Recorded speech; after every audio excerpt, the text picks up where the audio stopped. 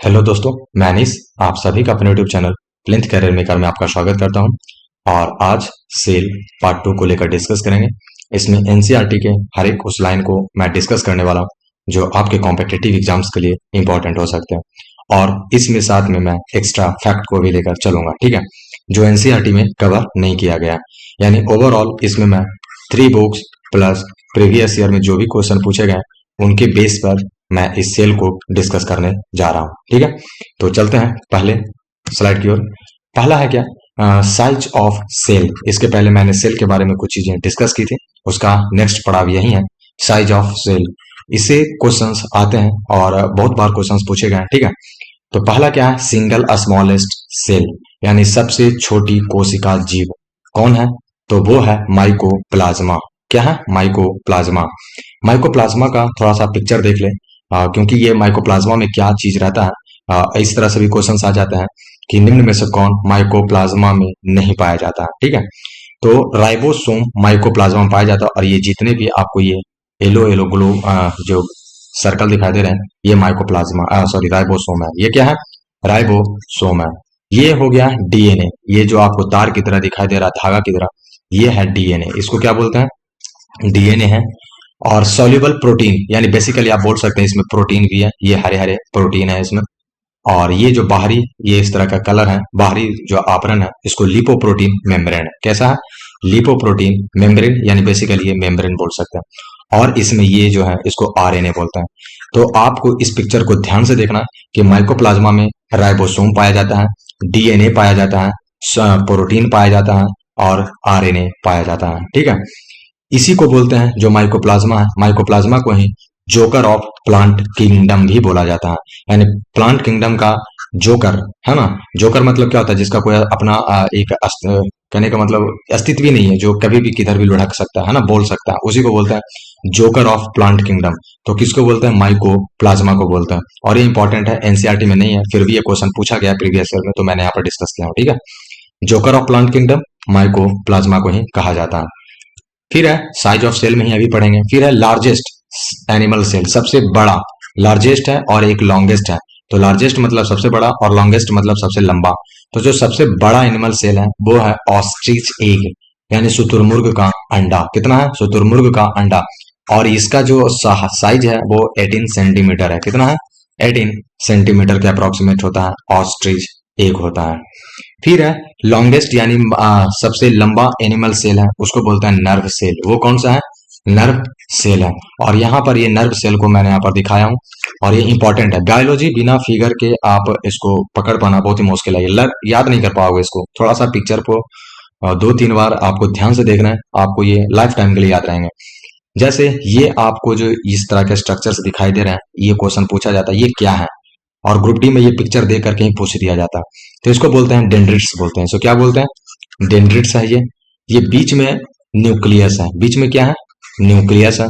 और ये cell body है। ये सेल बॉडी जिसको सोमा बोलते हैं, ये जो आपको दिखाई दे रहा है इसको बोलते हैं सोमा, और सोमा को ही सेल बॉडी कहा जाता है।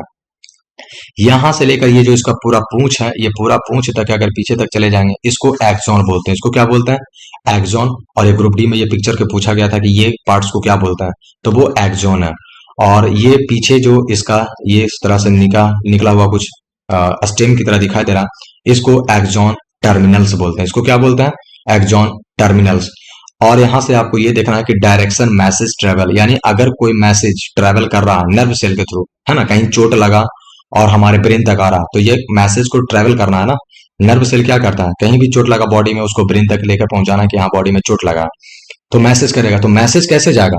एक्सॉन टर्मिनल से डेंड्रिट्स की तरफ जाएगा, या डेंड्रिट्स से एक्सॉन टर्मिनल की तरफ जाएगा। तो यहाँ पर देखिए आपको साफ दिख रहा है, ये एरो लगा हुआ, यानी डेंड्रिट्स से होते हुए ये कहाँ जाएगा? एक्सॉन टर्मिनल्स, और इसके बाद जहां इसको आगे जाना वो चला जाएगा, ठीक है। तो ये इसको जो पीछे पूंछ की तरह कार ये बना हुआ, इसको बोलेंगे एक्सॉन टर्मिनल्स बोलेंगे, ठीक है। और ये जो गांठ तरह का है, ये जो गांठ है, इस गांठ को बोलेंगे क्या? माइलिन। माइलिन सीथ बोलेंगे। इसको क्या बोलेंगे? माइलिन सीथ बोला जाता है, ठीक है। तो इसको 2-3 बार देख लेना, आपको ये नर्व सेल आगे और भी पढ़ेंगे इसके बारे में डिटेल से, लेकिन यहाँ ये पिक्चर को 1-2 बार अच्छे से देख लेना, ठीक है। तो सबसे लार्जेस्ट हो गया ऑस्ट्रिच एग, और सबसे लॉन्गेस्ट हो गया नर्व सेल। नर्व सेल में एक होगा डेंड्रिट्स है आगे, पीछे एक्सॉन टर्मिनल्स, ये वाले पूंछ को एक्सॉन बोलते हैं।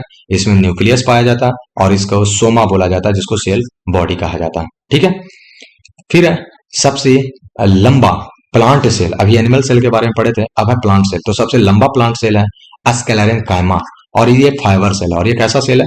फाइबर सेल है। तो आपको याद रखना है कि सबसे लंबा कौन है? स्क्लेरेंकाइमा है। और सबसे लार्जेस्ट प्लांट सेल यानी सबसे बड़ा प्लांट सेल कौन सा है? तो वो है एसिटाबुलेरिया। यहां पर ही ये लिखना एसिटाबुलेरिया, और ये एसिटाबुलेरिया का पिक्चर मैंने यहाँ पर लगाया, आप इसको देख लीजिए। एज ए छतरी की तरह देखने में लगता है एसिटाबुलेरिया, और ये सबसे बड़ा है। और ये क्या है? सबसे बड़ा प्लांट सेल है।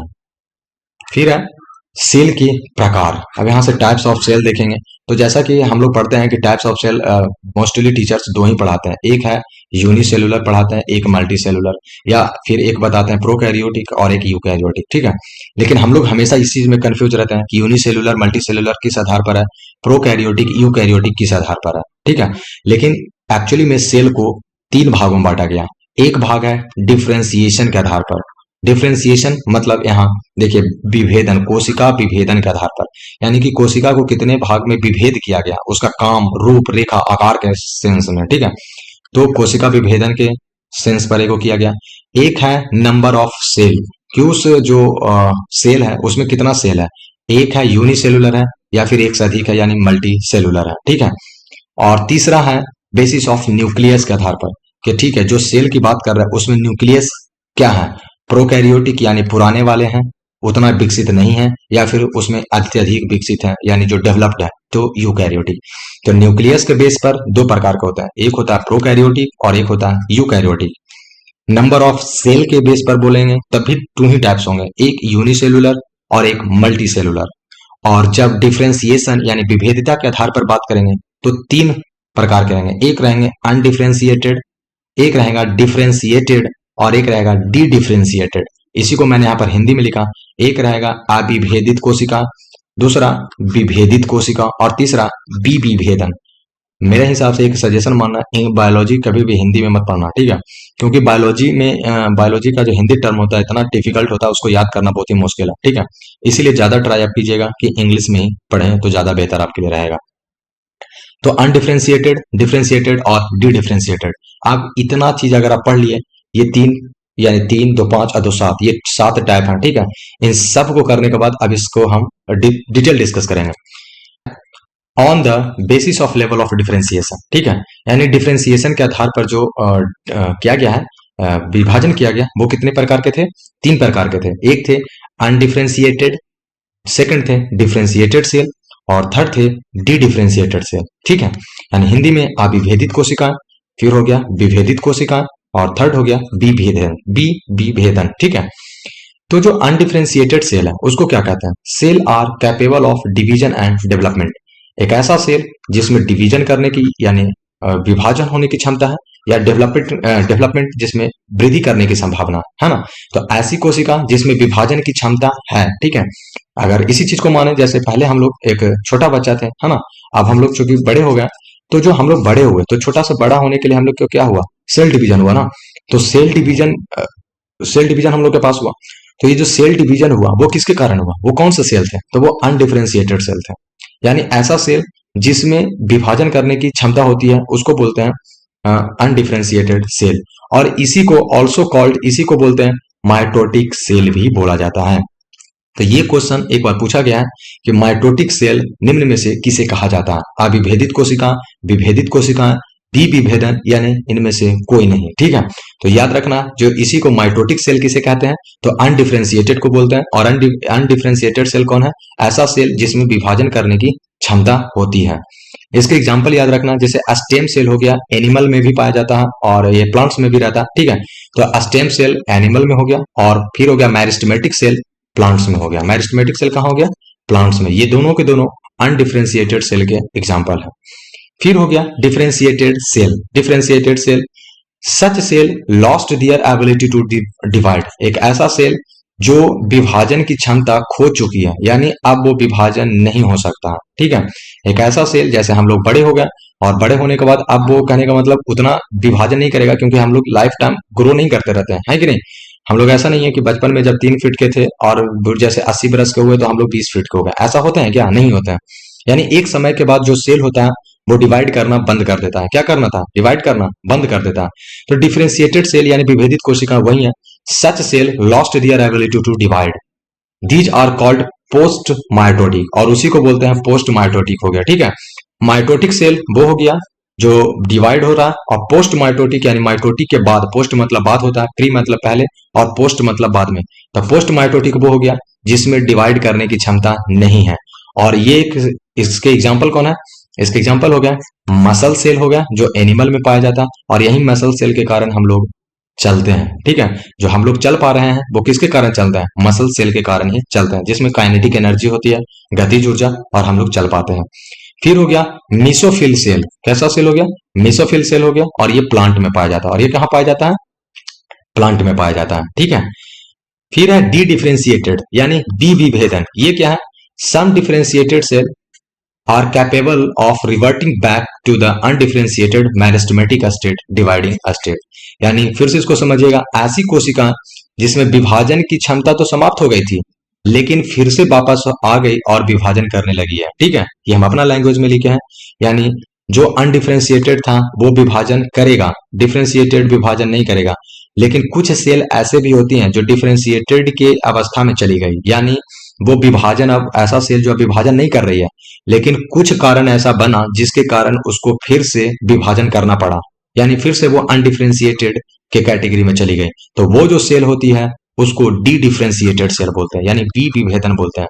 एग्जाम्पल के लिए वुंड हीलिंग, यानी अगर किसी को शरीर में कहीं घाव हो गया, ठीक है, और वहां पर घाव होने के बाद पता चला कि वहां का सारा सेल खत्म हो गया, नष्ट हो गया, जैसे होता है ना, तो वो वहां का सारा सेल नष्ट हो गया, तो क्या फिर वहां पर नया सेल नहीं आएगा? वहां नया सेल आ तो जाता है ना, फिर घाव ठीक होता, फिर धीरे धीरे स्किन एक जैसा बन जाता। तो ऐसा क्यों हुआ? वो इसीलिए हुआ क्योंकि वहां जो जहां पर घाव हुआ वहां वाला सेल क्या था? वहां का सेल हो गया था डिफरेंशिएटेड, अब उसमें ग्रो नहीं कर सकता था, वो अपना डिवाइड करना रोक दिया था। लेकिन जैसे ही उस पर घाव हुआ वो सेल खराब हुआ, फिर से वहां पर डिफरेंशिएटेड होना शुरू हो गया, फिर से वहां पर क्या हुआ? अनडिफरेंशिएटेड होना शुरू हो गया, यानी फिर से विभेदन होना शुरू हो गया। तो इसी को बोलते हैं डी डिफरेंशिएटेड, यही बोला जाता है डी डिफरेंशिएटेड। रीजेनरेशन हो गया एंड सेकेंडरी ग्रोथ हो गया। ठीक है, अगर किसी का जैसे लीवर है, ये क्या है? लीवर सपोज दैट मान लेते हैं, और लीवर किसी का खराब हो गया, तो लीवर में बोलते हैं ना उसमें रीजेनरेशन की क्षमता होती है, पुनरुत्थान की क्षमता होती है, वो अपने आप को ठीक कर सकता है। तो चूंकि जो लीवर है, लीवर तो अपने आप का जो लीवर का जो सेल है वो डिफरेंशिएटेड हो गया, अब उसमें ग्रो नहीं कर सकता। ऐसा नहीं कि लीवर पहले इतना बड़ा था 20 साल के एज में, और 60 साल के एज में, 80 साल के एज में इतना बड़ा लीवर हो गया, बढ़ते चला जा रहा, ऐसा तो नहीं है।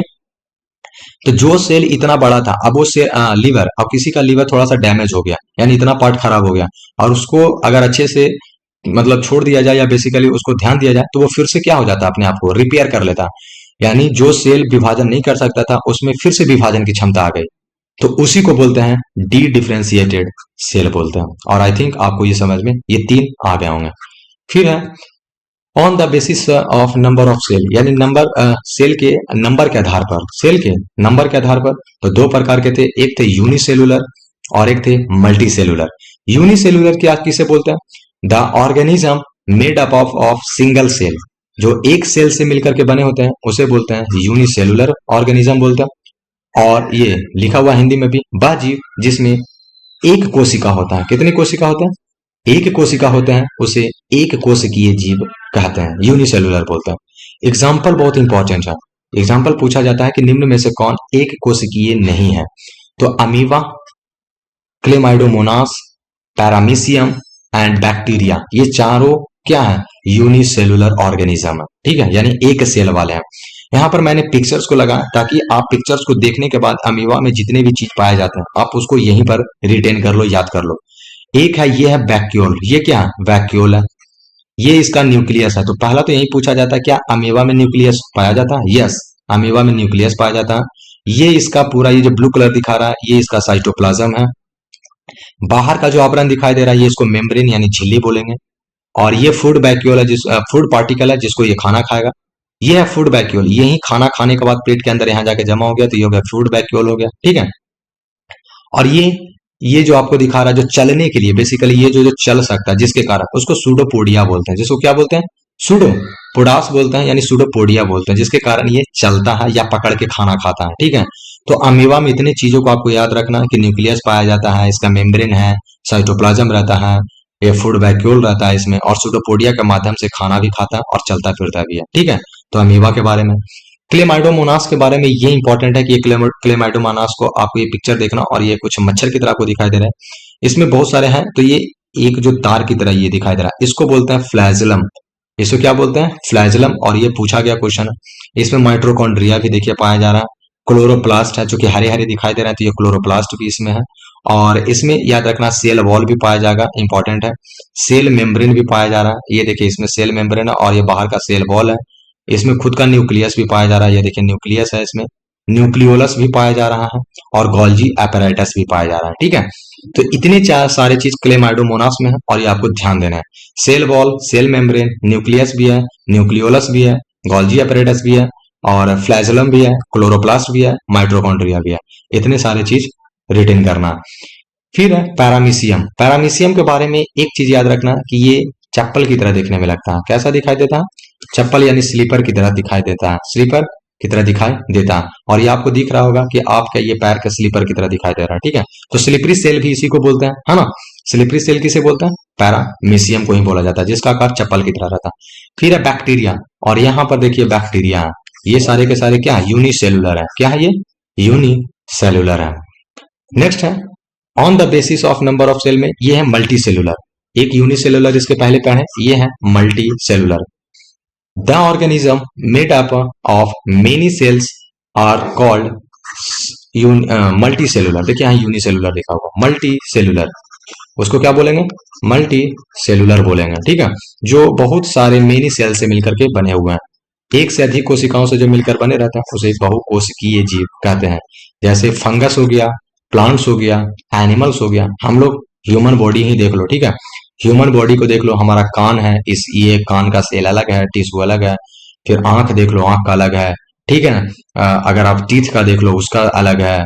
ये सारे बाकी से ये सारे चीजों कितने, हमारा जो लीवर देख लो, किडनी देख लो, ये सारे के सारे अलग अलग चीजों से मिलकर के बने हुए, अलग अलग सेल से मिलकर के बने हुए हैं। ठीक है, तो इसीलिए ये क्या है? मल्टी सेलुलर है। प्लांट्स में भी इसी केस में होता है, और फंगस भी मल्टी सेलुलर ऑर्गन ही है। थर्ड है on the basis of nature of nucleus. Nucleus के बेस पर कितने हैं? तो दो पढ़े थे, एक था प्रोकैरियोटिक और एक था यूकैरियोटिक।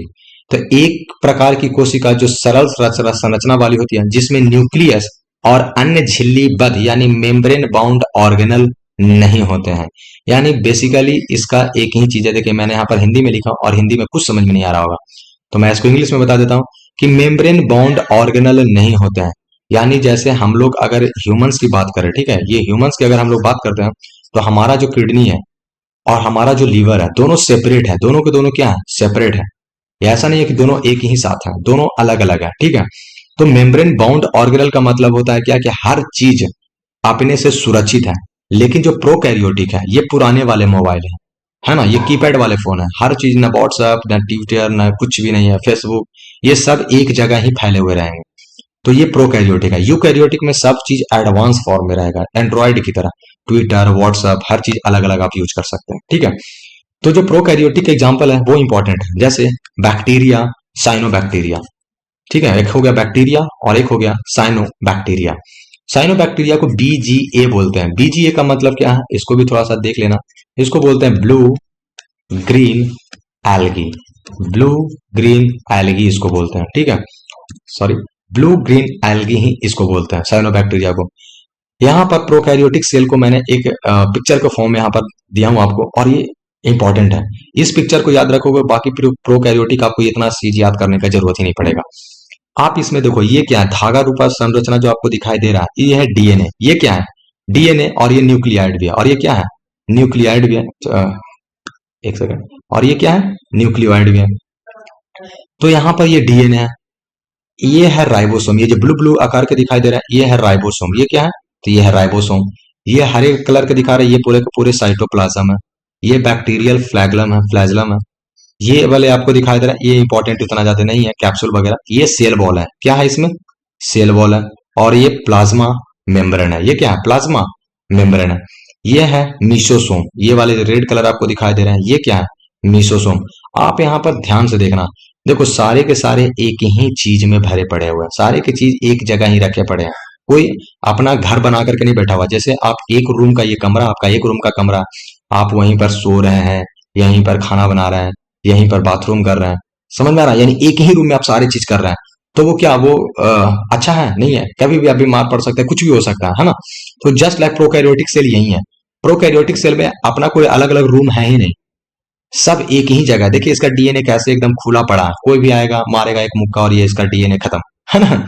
बेसिकली तो ये इसका देखिए डीएनए किस तरह से बड़ा भरा पड़ा, ऐसे ही रखा पड़ा, कोई एक्स्ट्रा रूम नहीं दिया गया इसको। राइबोसोम को भी देख लीजिए उसी तरह से, है ना? तो ये है प्रोकैरियोटिक सेल, ये क्या है? Prokaryotic cell. लेकिन जस्ट अपोजिट इसके ये यूकैरियोटिक सेल देखिए, तो इसमें क्या करा, इसमें जो न्यूक्लियस है और जो मेम्ब्रेन बाउंड ऑर्गेनल है एकदम क्या रहेंगे, ये सूचीबद्ध रहेंगे। झिल्ली घिरा हुआ रहता है, क्या रहता है? घिरा हुआ रहता है। सब लोग अपना अपना घर में रहेगा, वहां घर में नहीं था, सब जैसे तैसे एक ही रूम में भरा पड़ा था। यहाँ जितने भी फैमिली मेंबर्स रहेंगे उन सभी के लिए अलग अलग घर है, ठीक है? जैसे यहाँ पर देख लीजिए यूकैरियोटिक सेल है, तो ये आपको दिखाई दे रहा है माइटोकॉन्ड्रिया। देखिए माइटोकॉन्ड्रिया यहाँ पर दिखाई दे रहा है, ये सेक्रेटरी वेसाइकल्स है। यहाँ पर आपको राइबोसोम दिखाई दे रहा है, ये क्या दिखाई दे रहा है? राइबोसोम। ये वाले दिखाई दे रहे हैं आपको गोल्जी अपैरेटस। देखिए सब कितने अच्छे सूचीबद्ध तरीके से अपने अपने जगह पर रखे हुए। ये है स्मूथ एंडोप्लाज्मिक रेटिकुलम, और ये वाले हैं रफ एंडोप्लाज्मिक रेटिकुलम। ये ऊपर से आएगा, ये हो गया सेल मेम्ब्रेन, सेल मेम्ब्रेन हो गया। ये पीले कलर के हो गया साइटोप्लाज्म हो गया। ये हो गया न्यूक्लियस, हरे वाले न्यूक्लियस। और न्यूक्लियस के अंदर होता है न्यूक्लियोलस, कल भी बताया थे इस चीज को, है कि नहीं? न्यूक्लियस के अंदर होता है न्यूक्लियोलस, कल के वीडियो में भी था। और ये तो पहले से बता ही दिया कि ये सब क्या है? माइटोकॉन्ड्रिया। ये सब जो आपके नासपास ऑरेंज तरह तो दिखाई दे रहे हैं कुछ टुकड़े, ये माइटोकॉन्ड्रिया है। ये क्या है? माइटोकॉन्ड्रिया। तो बेसिकली यहाँ पर देखिए हर चीज सूचीबद्ध है। एक आप इसको देखें, ठीक है? हर चीज देखिए कितना सिस्टमेटिक ढंग से हर जगह रखा हुआ, अपना अपना जगह पर। एक इसको देख लीजिए, एकदम लग रहा है जैसे कि कितना क्या उसको बोलते हैं, नोमैटिक पर्सन की तरह हर जगह वहीं पर एक ही जगह पर सारा काम कर रहा है। तो प्रोकैरियोटिक सेल यही है, और यूकैरियोटिक सेल कितना सुव्यवस्थित ढंग से रहता है, ठीक है? नेक्स्ट है difference between prokaryotic and eukaryotic. Prokaryotic और यूकैरियोटिक में क्या डिफरेंस है, इसके बारे में आगे और भी डिस्कस करेंगे। पहले हम ये चाहते हैं कि आप ये जितने चीज हैं इन सब को आप फैमिलियर हो जाइए इस चीज से, कि प्रोकैरियोटिक क्या है, यूकैरियोटिक क्या है, यूकैरियोटिक में क्या क्या चीज पाया जाता है, प्रोकैरियोटिक में क्या पाया जाता है। ये सब जब आपको अच्छे से देख के लर्न हो जाएगा ना, तभी आपको सेल समझ में आएगा। आप रट के बायोलॉजी या फिर सेल को नहीं कर पाओगे, ये मैं 100% गारंटी लेता हूँ। आप छोटे छोटे एग्जाम्स को तो ठीक है बना पाओगे, लेकिन जब आपको रेलवे के किसी एग्जाम्स को क्लियर करना, तो आपको डीप इनसाइड नॉलेज होना चाहिए, तभी आप बायोलॉजी को क्लियर कर पाओगे। कैरेक्टर्स मैंने लिखा, न्यूक्लियस की बात किया, तो देखो यहाँ भी न्यूक्लियोलाइड है, यानी यहाँ भी न्यूक्लियस है और यहाँ भी न्यूक्लियस है। दोनों में फर्क क्या है? ये देखो सुव्यवस्थित, ये बढ़िया ढंग से रखा हुआ, ये बढ़िया ढंग से नहीं रखा हुआ, ये जैसे तैसे रखा हुआ। तो इसमें जो कहने का मतलब है तो, लेकिन उतना एडवांस नहीं है, बल्कि इसमें एडवांस रहेगा। इसमें क्या देखो, हरा कलर के एकदम कितना सुंदर लग रहा है, तो ये एडवांस हो जाएगा। न्यूक्लियोलस की बात करते हैं, तो क्या प्रोकैरियोटिक में न्यूक्लियोलस आपको कहीं यहाँ पर लिखा हुआ दिखाई दे रहा है? नहीं। तो यहाँ से क्वेश्चन पूछा जाता है कि न्यूक्लियोलस किस में प्रेजेंट रहता है, प्रोकैरियोटिक में, यूकैरियोटिक में, दोनों में, या दोनों में से किसी में नहीं। तो न्यूक्लियोलस तो प्रोकैरियोटिक में आपको कहीं दिखाई दे रहा है? नहीं। लेकिन इसमें न्यूक्लियोलस दिखाई दे रहा है, यस, तो इसमें न्यूक्लियोलस। और न्यूक्लियोलस कब आएगा? जब न्यूक्लियस बढ़िया रहेगा तब ना। अरे तुम्हारा शादी कब होगा? जब तुम बढ़िया से सेटलमेंट हो जाओगे तभी तो ना। इसीलिए न्यूक्लियोलस कब आएगा? जब न्यूक्लियस रहेगा, क्योंकि न्यूक्लियोलस न्यूक्लियस के अंदर रहता है, तो न्यूक्लियस ही यहाँ नहीं है। यहाँ पर तो न्यूक्लियस ही बेचारा अभी स्ट्रगल फॉर्म में पढ़ाई कर रहा है, तो फिर शादी ब्याह का तो सोचो भी मत। ये है क्रोमोजोम। अब यहाँ पर देखो क्रोमोजोम तो यहाँ पर भी है, यहाँ पर भी क्या डीएनए है, क्रोमोजोम्स भी है, यहाँ भी रहेगा, यहाँ भी रहेगा, लेकिन इससे ज्यादा डेवलप्ड यहाँ रहेगा। क्लोरोप्लास्ट की बात करते हैं, तो क्लोरोप्लास्ट जो कि ये प्लांट की बात, यहाँ यूकैरियोटिक में रहेगा, क्या रहेगा? यूकैरियोटिक में रहेगा, लेकिन क्लोरोप्लास्ट क्या रहेगा? प्लांट में रहेंगे। कहाँ रहेंगे? प्लांट में रहेंगे, एनिमल में नहीं रहते हैं। क्योंकि कोई भी आदमी को तुम देखो, हरा आदमी, अरे बाल कलर हरा हरा करा देने से उसका शरीर थोड़ी हरा हो जाएगा। क्लोरोप्लास्ट का मतलब क्या हो गया? प्लांट में पाया जाएगा, जिसके कारण वो उसका रंग, पत्ती का रंग हरा होगा, ठीक है? राइबोसोम की बात करते हैं, तो यहाँ भी राइबोसोम है और यहाँ भी राइबोसोम है, यहाँ भी राइबोसोम है, तो राइबोसोम ठीक है, दोनों में रहेगा। एंडोप्लाज्मिक रेटिकुलम, यहाँ भी देखो एंडोप्लाज्मिक रेटिकुलम है। गोल्जी कॉम्प्लेक्स, लाइसोसोम, हालांकि लाइसोसोम की बात यहाँ पर नहीं किया गया, गोल्जी कॉम्प्लेक्स की बात करते हैं, यानी गोल्जी apparatus की बात करते हैं, तो यहाँ पर देखिए गोल्जी apparatus है, ठीक है। लाइसोसोम की बात करते हैं, तो लाइसोसोम इसमें नहीं दिखाया गया, लेकिन इसमें लाइसोसोम पाया जाता है। लाइसोसोम क्या किया जाएगा, पाया जाएगा, ठीक है। तो लाइसोसोम यूकैरियोटिक सेल में पाया जाता है। सेल डिवीजन की बात करते हैं, तो सेल डिवीजन आगे इसके बारे में पढ़ेंगे, ठीक है। सेल डिवीजन के बारे में आगे पढ़ेंगे। तो ये जितने चीज हैं इसको मैंने पिक्चर के फॉर्म में आपको डिफरेंशिएशन करना बता दिया, ठीक है। आपको एक दो बार इसको फिर से पिक्चर को सिर्फ देख लेना है, याद करने की जरूरत नहीं पड़ेगी। नेक्स्ट है प्लाज्मा मेम्ब्रेन और सेल मेम्ब्रेन। चाहे तो आप प्लाज्मा मेम्ब्रेन बोलिए या फिर सेल मेम्ब्रेन बोलिए, दोनों एक ही चीज है। यह सेल की सबसे बाहरी परत होती है जो सेल को वातावरण से बचाता है, यानी जो बाहरी आवरण है ये है सेल बॉल। सेल बॉल या सेल मेम्ब्रेन, ठीक है। सेल मेम्ब्रेन बोलिए या प्लाज्मा मेम्ब्रेन बोलिए। तो अगर आप इसको गौर से देखो तो इसमें क्या मिल रहा है, जो हरा कलर के इसको ग्लाइकोलिपिड बोलते हैं, ये प्रोटीन है, ये कार्बोहाइड्रेट है, ये भी प्रोटीन है, कार्बोहाइड्रेट है, ये हो गया ग्लाइकोप्रोटीन हो गया, ये इंटरनल प्रोटीन हो गया, इंटीग्रल प्रोटीन हो गया, ये भी प्रोटीन है, ये भी प्रोटीन है, ये भी प्रोटीन है, ये कोलेस्ट्रॉल है। यानी बेसिकली अगर आप इसको ध्यान से देखो तो ये प्रोटीन और लिपिड से मिलकर के बना हुआ। प्रोटीन के ही सब टाइप है, ये बहुत सारे प्रोटीन है, लेकिन बेसिकली है क्या, है तो प्रोटीन ही ना। और यहाँ क्या है, लिपिड। तो सबसे पहला क्वेश्चन तो यही आता है कि जो सेल मेम्ब्रेन है किस चीज के मिलकर बने होते हैं। तो सेल मेम्ब्रेन बने होते हैं प्रोटीन और लिपिड के बने होते हैं। किसके बने होते हैं, तो सेल मेम्ब्रेन यहाँ लिखा हुआ लिपिड और प्रोटीन का बना होता है, जिसके कारण इसे लिपोप्रोटीन की प्रकृति होती है। इसमें किसकी प्रकृति होती है, लिपोप्रोटीन के। तो क्वेश्चन ये पूछा जाता है, मल्टीपल टाइम्स पूछा गया है कि सेल मेम्ब्रेन किस चीज का बना होता है, तो लिपिड का बना होता है और प्रोटीन का बना होता है, जो आपको इतने सारे पिक्चर्स में मैंने दिखा दिया। सेल मेम्ब्रेन क्या करता है, सेल मेम्ब्रेन बाहर जो भी है, ठीक है, ये सपोज दैट इसके अंदर सेल है और ये इसका सेल प्लाज्मा मेम्ब्रेन है और ये बाहर का आवरण है, ठीक है। तो इसको सेल के अंदर आने के लिए रोकता है, बेसिकली क्या करता है, रोकता है या फिर परमिशन देता है कि कौन जाएगा और कौन नहीं जाएगा, इसके लिए आता है सेल मेम्ब्रेन। तो इसी चीज को लिखा हुआ सेल की सबसे बाहरी परत होती है। तो जो सेल की सबसे बाहरी परत होती है उसे सेल मेम्ब्रेन ही कहते हैं। सेल मेम्ब्रेन जो शब्द है, ये शब्द देने वाले वैज्ञानिक का नाम था नगेली और क्रेमर नामक दो वैज्ञानिक थे जिन्होंने सेल मेम्ब्रेन शब्द को दिया था, ठीक है। सेल मेम्ब्रेन को यूनिट मेम्ब्रेन भी कहा जाता है। सेल मेम्ब्रेन को यूनिट मेम्ब्रेन भी कहा जाता है। फिर है फ्लूइड मोजैक मॉडल, यानी द्रव मोजैक मॉडल किसके द्वारा दिया गया था, तो सिंगर एंड निकोलसन के द्वारा दिया गया था। ये जो क्वेश्चन है ये मल्टीपल टाइम्स पूछा गया फ्लूइड मोजैक मॉडल को लेकर के, ठीक है। तो यहां से एक चीज याद रखना कि एक क्वेश्चन पूछा गया था रेलवे में ही आई थिंक है, फ्लूइड मोजैक मॉडल किस चीज से संबंधित है, तो आपका वहां एक ऑप्शन था सेल मेम्ब्रेन। तो आपको यही लगाना है कि फ्लूइड मोजैक मॉडल किस चीज से संबंधित है, सेल मेम्ब्रेन से ही संबंधित है, ठीक है। एक्चुअली ये जो पूरा का पूरा दिखा रहा है ना, इसमें पूरा कैसे काम करता है, ये फ्लूइड इसके अंदर कैसे काम करता है, कोई बाहर जाता है कोई अंदर जाता है ना, इसके लिए एक मॉडल दिया गया था फ्लूइड मोजैक मॉडल, और वो देने वाले वैज्ञानिक का नाम था सिंगर एंड निकोलसन। और ये भी क्वेश्चन पूछा गया कि फ्लूइड मोजैक मॉडल किस वैज्ञानिक के द्वारा दिया गया था, सिंगर एंड निकोलसन के द्वारा दिया गया था, और ये एनसीईआरटी में आई थिंक नहीं कवर किया गया। फिर है fluid mosaic model is also known as, जो फ्लूइड मोजैक मॉडल है वो उसको किस नाम से जानते हैं, तो उसको बोलते हैं protein iceberg in a sea of lipid. ये इसको इंग्लिश में ही याद रखना।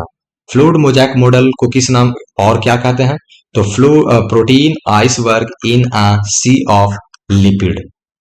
और ये क्वेश्चन पूछा गया है कि protein iceberg in a sea of lipid किसे कहा जाता है, तो उसमें एक ऑप्शन था फ्लूइड मोजैक मॉडल। किस चीज से संबंधित है, तो फ्लूइड मोजैक मॉडल से संबंधित है, ठीक है। तो ये भी याद रखना। और यहां पर अगर आप बेसिकली देखो तो ये ऊपर तो हो गया प्रोटीन, ये हो गया लिपिड, ये सॉरी ये हो गया लिपिड, ये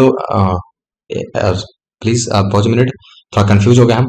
ये क्या है, ये है प्रोटीन, ये ऊपर वाला भाग क्या है, प्रोटीन है। ये क्या है, लिपिड है। ये क्या है, लिपिड है। और ये वाले ब्लू वाले क्या है, प्रोटीन है। तो जो सबसे ऊपर प्रोटीन और सबसे नीचे भी प्रोटीन और बीच में जो लेयर होता है वो होता है लिपिड का। वो किस चीज का होता है, लिपिड का होता है, ठीक है। तो इसीलिए याद रखना आपको, इतना पिक्चर के थ्रू हमें एक ही चीज आपको सिखाना था कि सेल मेम्ब्रेन दो चीजों से मिलकर बना हुआ, एक बना हुआ लिपिड और एक बना हुआ प्रोटीन से। कौन कौन से प्रोटीन है ये आपसे कभी नहीं पूछा जाएगा एज ए आपको जनरल कंपटीशन के लिए। नेक्स्ट है और आई थिंक आज के लिए इतना ही था, ठीक है। तो एक सेकंड और भी देख लेते हैं, कुछ छूटा तो नहीं, नहीं, ठीक है। तो जो आगे वीडियो रहेंगे, अब इसमें सेल डिवीजन के बारे में पढ़ेंगे और सेल के और भी कुछ इंटरेस्टिंग फैक्ट्स के बारे में पढ़ेंगे, ठीक है। तो आई होप आपको अच्छा लगा हो। तो आप कमेंट करके बता सकते हैं कि ये जो स्टडी और इतना ज़्यादा जो मेहनत है, इतना अच्छा जो पिक्चर्स वगैरह सेट करने में, बनाने में टाइम लगता है, तो हम भी एक आशा करते हैं कि आप भी लाइक कर सकते हैं और सब्सक्राइब कर सकते हैं, ठीक है। क्योंकि जब मेरे तरफ से इतना मेहनत किया जा रहा है, तो आप भी, छोटा सा काम है, आप भी कर सकते हैं। तो आई होप आपको अच्छा लगा। तो तब तक के लिए जय हिंद, जय भारत।